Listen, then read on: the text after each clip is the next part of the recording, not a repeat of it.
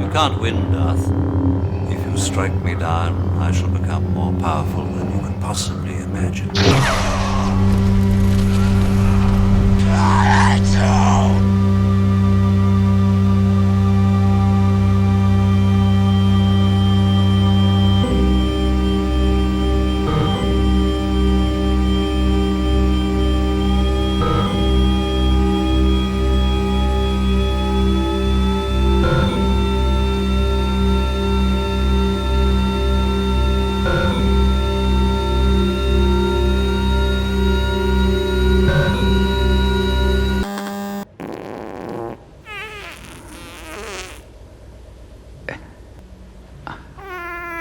I'm not who I used to be. Find someone else. Go away!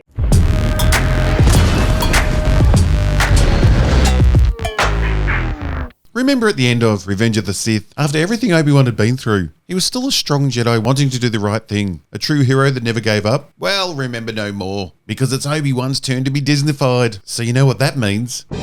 Everything you know about Obi-Wan is wrong. I haven't gone by the name of Obi-Wan since all before you were born. What are you doing here, Obi-Wan? She needs you, Obi-Wan. Now, one of my favourite things about Ewan coming back to the part, besides the fact that he can act, which, after watching Boba Fett, is like a little ray of sunshine, is watching Ewan McGregor try and convince the world he's excited to be in Star Wars again. And it's not just because they're paying him a fortune. Why is everybody so interested in Star Wars? I love that slight smile. Read his eyes, you can just see what he's thinking. Fuck me, here we go again. Do you feel you have unfinished business, though, with Star Wars? It'd be nice to kind of get some kind of closure, I guess, with that.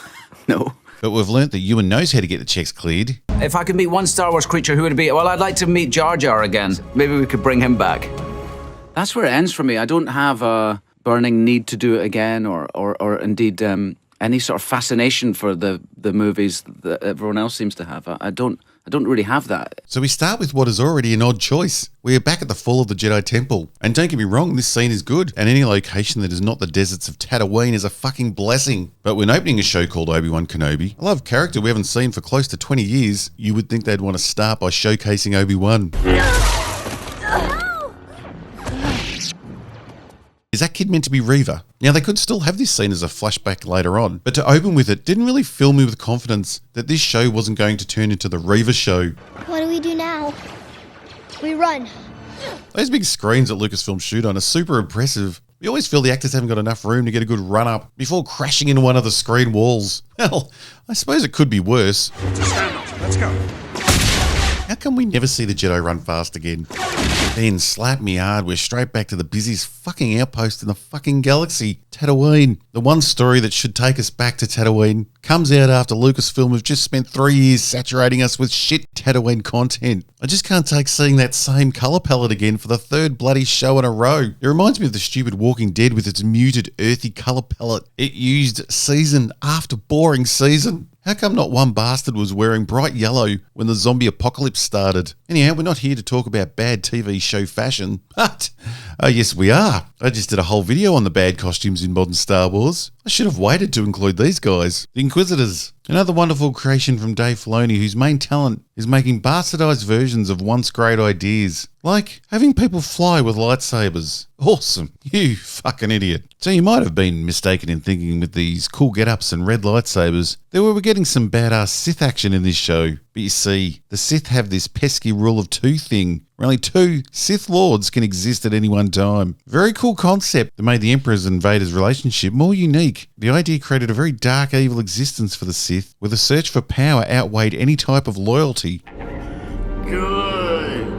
As an audience member, it really made you understand how evil the dark side was. But in the cartoon-inspired Disney Star Wars world we're now in, that idea is out the fucking window. There's no longer just 2 evil dudes with red lightsabers. You can now have as many as you fucking want. Because who cares about special? More of everything is the only way for the mass moron consumer. And even though the characters are the same as the Sith in every way, we're going to pretend they're a Dave Filoni creation. We're going to call them Inquisitors. So that's what you call having your cake and eating it too. And by 2, I mean, fuck the 2 Sith rule. We just want as many baddies as we can. Live action Star Wars should be building on the incredible work founded by George Lucas in the movies, not continuing on from a side project cartoon that Dave Filoni was in charge of. who doesn't want to be a mother. This is a setback for all women. Now, surprisingly, I really like this dude, even though he looks like the guy heading home in a taxi after a mate's fancy dress party where it was a little too hot and he had too many beers. Fuck, he looks like shit. Are they even trying with the makeup these days? Why does he look melted? I also like this dude a lot. He looked very cool and comes across very intimidating. He seems very Star Warsy. Stand down, third sister. Which caused the problem when you placed him next to Reva. Why does this character look so completely different from the other Inquisitors? Why no makeup or cool helmet? Why does she have to look so ordinary? Reva looks like she got herself a knockoff Darth Vader costume for a friend's party, and when she was drunk she lost the helmet, which makes sense, because she also acts like the angry drunk girl at a party. Tell me where the Jedi is, or this man and his family die. Apparently Moses Ingram got to have a say in her final look. Now, there's a reason we don't let actors do costuming. But that's not the biggest problem with Reva. Poor Moses is being completely let down by the director, because any actor can give a bad performance if they're not guided by the director on set. Just look at Russell Crowe in Virtuosity. Fuck. I've seen dogs vomiting up grass give better performances than he did in that film. And he went on to be Maximus, which I'm sure is about to be remade starring Moses. A calm, measured delivery is always way more frightening, especially when your character's meant to have incredible skills, can use a lightsaber, and kill people with magic. Maul didn't even speak, let alone shout. But enough of that, because I don't want the mad mob coming after me. So the Inquisitors are hunting Jedi, and lo and behold, there's a Jedi on Tatooine. Now, it was always thought that Obi-Wan took Luke to Tatooine because no one, and I mean no one, would turn up all the way out there in that godforsaken place. But not 5 minutes into this show, and not only are the Inquisitors on Tatooine, and extremely close to Luke, another Jedi is also in Tatooine. It's as if modern Lucasfilm don't understand Star Wars at all. Obi-Wan Kenobi. Because they have made so many stupid story decisions in so many different parts of the Star Wars timeline that all they can do now is dig larger and deeper plot holes. It's quite fucking amazing. I know of such things. This show not only makes characters in the original trilogy and prequels look stupid, it also makes the characters in their own productions look like idiots. As an example, for some reason current Lucasfilm decided that the Jedi were either quickly forgotten about or not even widely known about. It was even decided that the Mandalorian wouldn't know anything about the Jedi, a bizarre decision that added nothing to his story. All it did do was remove any chance of Mando having any character depth when dealing with the Jedi. His relationship with them was that of a blank slate. Yet here we are, a time when Mando was around 20 years old. And not only does everyone know about the Jedi, everyone also knows about the Empire's ex-Jedi squad that fly around the universe screaming about killing the Jedi all the time. Doesn't really fit in with the forgetting story. You know who we are.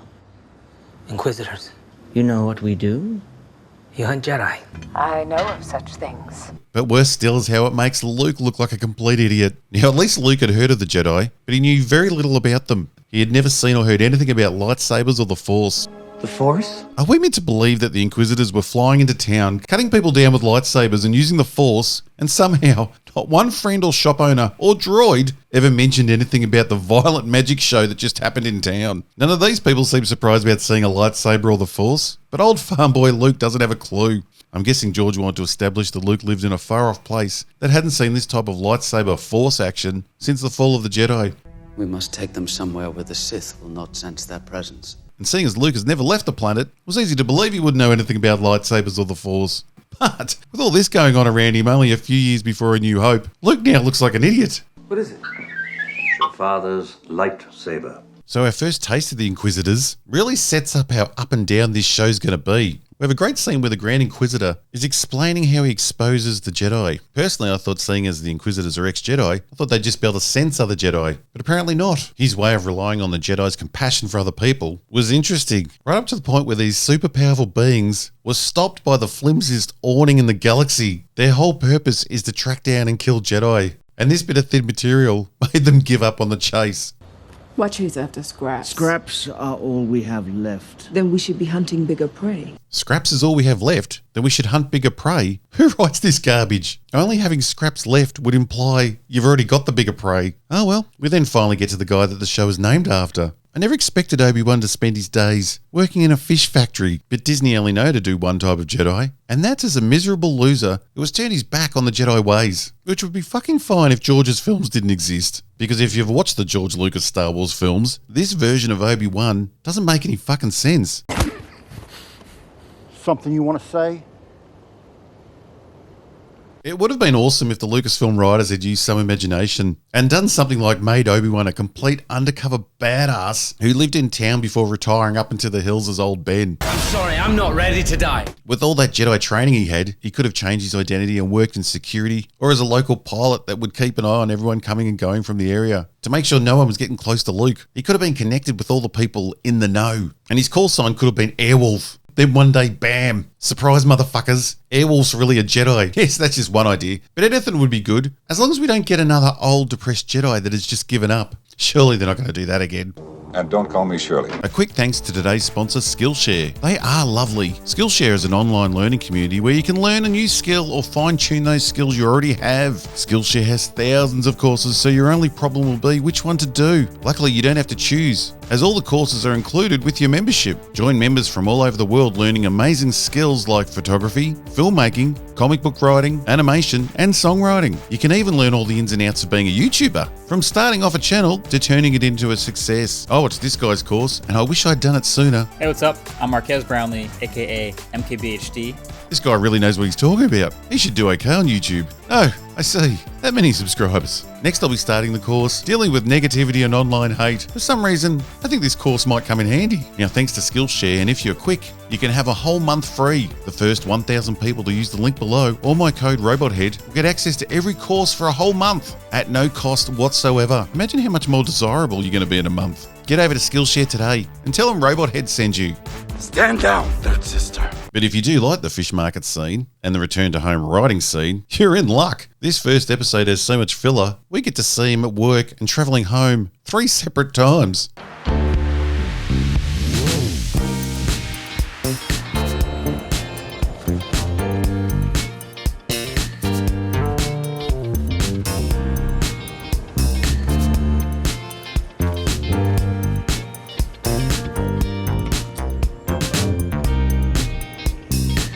We get to see Obi-Wan check in on Luke, which by the looks of it could be the only time we do. We then see Obi-Wan get a visit from the younger Jedi that somehow escaped the Inquisitors. Now this visit brings up a lot of bloody questions. But before we get to those questions, and fucking many others, I want to clear up some confusion that Disney defenders have with critics of these shows. You see, there are 2 types of so-called fans that try and enjoy these shows. There's one group that are all the people that fell in love with the Star Wars story, the fantasy of it, Luke's hero's journey, Vader's redemption, Anakin's downfall, Obi-Wan's journey from a warrior to a selfless old man who dedicated his life to just living on his own so he could watch over his friend's son. And then there are fans that fell in love with the Star Wars brand. And it's the brand that's important. They'll proudly tell you they love everything that's Star Wars, even though a lot of them seem to hate the original trilogy. To them, recognizing familiar things is the only requirement. Their excitement to see a character again outweighs anything, even if those characters are fucking up the original story or creating gigantic plot holes. The second group, the brand lovers, fucking hate the first group, the story lovers. Maybe. Maybe not. Maybe fuck yourself. They don't understand how story matters or why people care about it. Scenes play as standalone events in their heads, which makes them all enjoyable, as they don't lead to anything else. This second group watch this new Jedi dude just walk up to Obi-Wan on this far-off planet in the middle of nowhere and don't once think, how the fuck did this guy know that Obi-Wan lives here? Did Obi-Wan do a Luke and leave a stupid map to his location, even though he didn't want to be found? If this guy found him, who else knows he lives there? Does Reva know? Because out of all the millions of planets in the Star Wars universe she could be on, she just happens to talk about finding Obi-Wan while standing not only on the planet Obi-Wan lives on, but in the same town he goes through every day. Was that just a coincidence? Or does she know he lives here? Well, apparently that was a coincidence, because she doesn't know he lives here. We could have had a scene where Reva senses that Tatooine is connected to Obi-Wan in some way. Or seeing as she strangely seems to know so much about him, she could have even found out that Obi-Wan once used Tatooine for refuge, and maybe he was doing it again. Here, Master. Tatooine. Maybe we could have had some background where Reva used the Force to trick the younger Jedi into heading to Tatooine, allowing her to follow him there to see if the younger Jedi would flush out Obi-Wan. But no. The tense close call between Owen, Reva and Obi-Wan had nothing to do with Reva's intelligence or skill. The writers just wanted to have a scene with those 3 characters together. But instead of working that scene into the story in an interesting and plausible way that could have shown Reva to be more than a screaming hothead, they just have it be a coincidence. You know something? We also find out later in the season that Vader is very hands-on with the Inquisitors. and knows where they are chasing Jedi. So you think when he was sending them out to catch a Jedi on Tatooine, he may have said, look guys, bit of a coincidence today. The Jedi scum you're hunting down happens to be on Tatooine. And I might have never mentioned this before, but I grew up on Tatooine. And by chance, this guy's right near my half-brother. So seeing as you're going to be on Tatooine and so close to my half-brother, could you nick over there and see if he knows anything? Yes, my lord.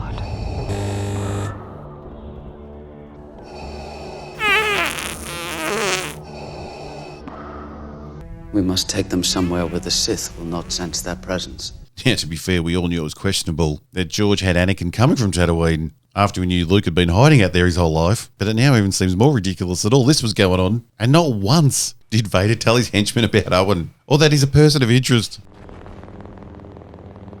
I guess I'm your stepbrother. I had a feeling you might show up someday.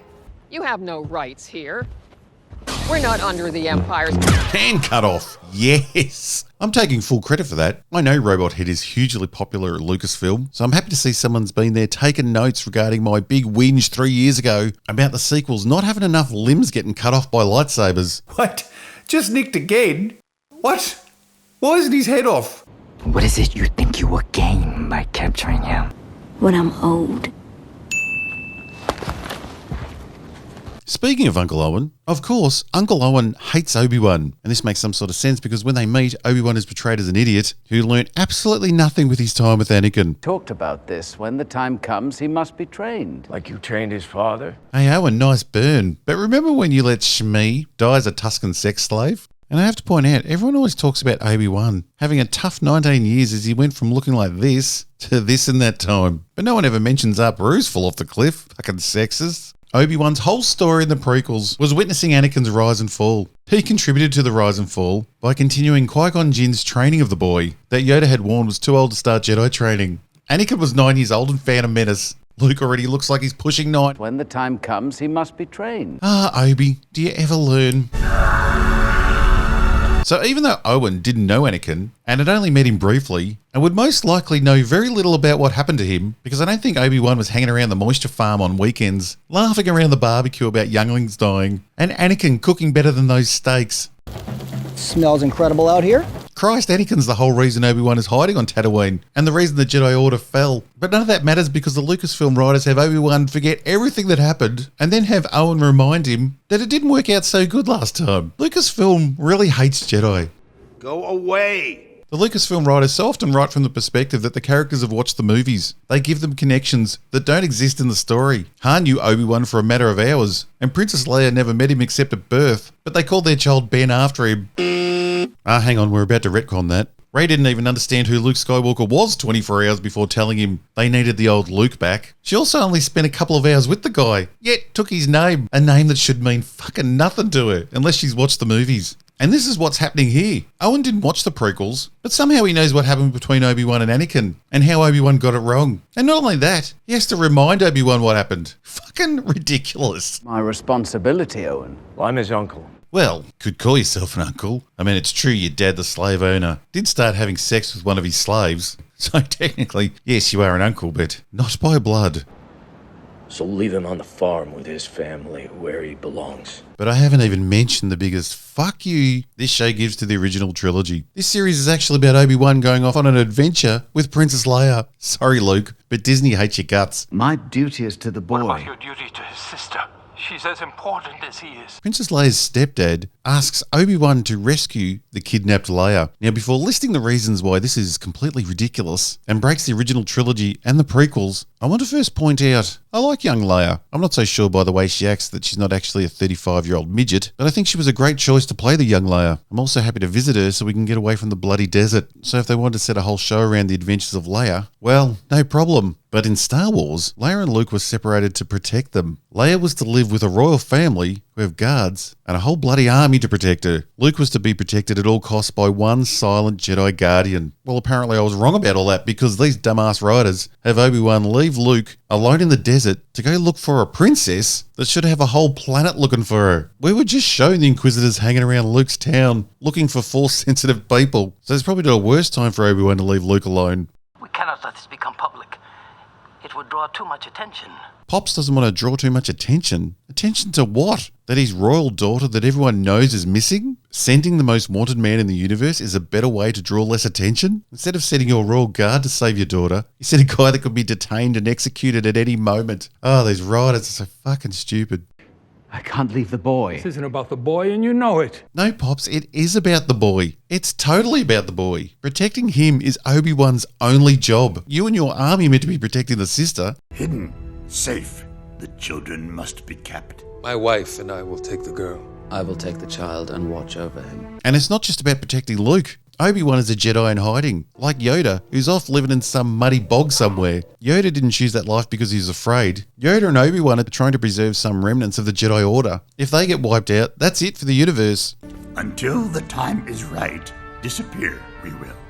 Well, the idea was that Obi-Wan stayed on Tatooine to look after Luke, but Disney hate Luke, and they need to cash in on Obi-Wan. And they don't know how to do that story. I remember many Disney defenders criticising anyone that dared mention the idea of seeing the OT cast together in the sequels. Apparently those oldies had had their time being in the original 3 movies. Well, I hate to tell these crazy fans, but Obi-Wan was in all 6 of George's movies. So if the writers can't come up with a story that doesn't break A New Hope, you know, the film that started all this, then they should come up with something new.